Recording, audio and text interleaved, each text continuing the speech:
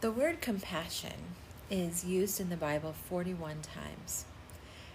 But the word compassion comes from different Hebrew and Greek meanings. Sometimes the word compassion in the Old Testament, most always talking about God the Father.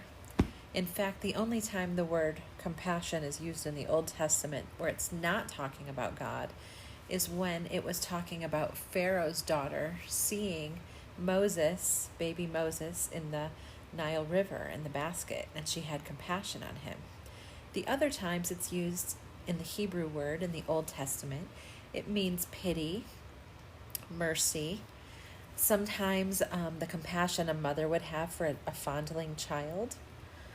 It's also used in the New Testament in Greek, and in the Paul's epistles and the books after the Gospels, it has a specific Greek word. The interesting thing about the word compassion is that there is a Greek word that is only used to translate into compassion in the four Gospels. It is only used for Jesus. And 2 times Jesus himself used the word when he talked about the prodigal son.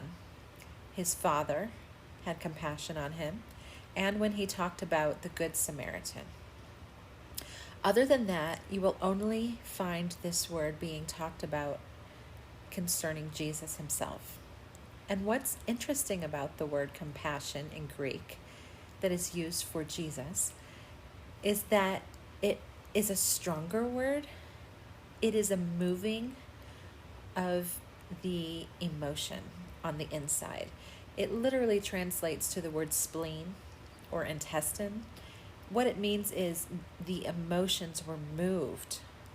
And it's almost always used when Jesus saw someone or a group of people. The word saw or see is most often used with the word compassion in the four Gospels. So I find that to mean that Jesus had the strongest compassion when he came down from heaven, lived among us, and saw at eye level humanity. He saw Jerusalem, looking out over Jerusalem on the mountain, and he had compassion, knowing they were like a sheep without a shepherd. He saw a widow who just lost a child. He saw a blind man. And all of these times he was moved with compassion. You could also say he was heartbroken. That would be the same rendering. Isn't that great to think about? That Jesus himself had such a strong compassion for us, realizing what we go through, being born in sin, and having no other way to live than in a sinful nature. He has compassion on the fact that we are dust, that we will never be perfect until we reach heaven. And since he went back to heaven, he's been sitting at the right hand of the throne of God every day interceding for us. So his life on earth was 33 years long. But every day each of us has been alive, he's been there to intercede for humanity, to tell his Father, I remember what it was like down there, to be filled with compassion as he tells God, I took care of that. That's on me. My blood covered that.